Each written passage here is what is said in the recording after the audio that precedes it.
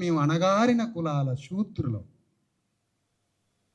కులబంధనాలలో చిక్కి శూద్రులు రాజ్యానికి వచ్చే రాజ్యం దేవుడికి ఇష్టమైన రాజ్యం. దేవుడికి అత్యంత ఇష్టమైనది రాజ్యాధికారానికి రావడం. శూద్రుడికి హృదయం ఉంది, మనసు ఉంది. మనం రాజ్యానికి వస్తే దేవుడిని కూడా చల్లగా చూస్తాం. దేవుడు మనల్ని చల్లగా చూడటం కాదు, దేవుడినే చల్లగా చూస్తాం. మనం రాజ్యానికి వస్తాం. దేవుడిని చల్లగా చూడటం ఏంది సార్ అని మీరు అనొచ్చు. బయట దేశాలు వచ్చి మరి ఈ దేవుడిని చల్లగా చూసిర్రా? మన దేవుడిని కొట్టిండుగా. మరి దేవుడిని చల్లగా చూడటం మనకే సాధ్యం. ఎందుకు?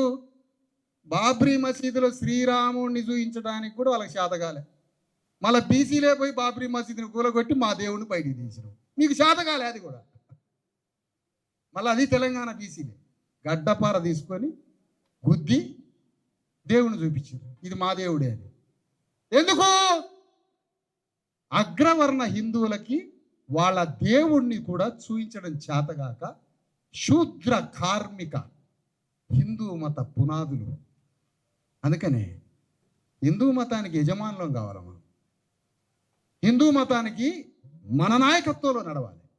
ఆధ్యాత్మిక ప్రజాస్వామ్యం, కబీర్ దాస్, సంత్ రవిదాస్ ఆధ్యాత్మిక ప్రజాస్వామ్యం కోరిండు వాళ్ళు. దేవుడి దగ్గర మా స్థానం ఏంటి? ఎంత పెద్ద మాట బసవేశ్వరుడు మాట. కర్ణాటక బసవేశ్వరుడు శివుడు చెప్పిన సమానత్వ ప్రబోధంతో కర్ణాటకలో కులాలన్నింటినీ తెంపరుగా కుప్పలు కుప్పలుగా ఉన్న కులాల గోడల్ని బద్దలు కొట్టి సమాజాన్ని ఏక సంఘంగా కట్టిన బసవేశ్వరుడు మాకు ఆదర్శం. అప్పుడు సాంస్కృతిక విలువలు అందరం సమానంగా బతకాలనే సాంస్కృతిక ఆధ్యాత్మిక మత విలువల్లో మానవత్వం ఉండాలి.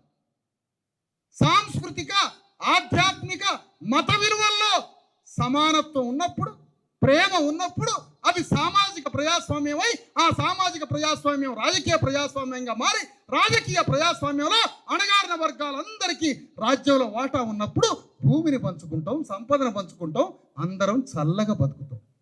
ఎంత పెద్ద పని ఉంది మన ముందు, ఎంత పెద్ద పని ఉంది మన ముందు.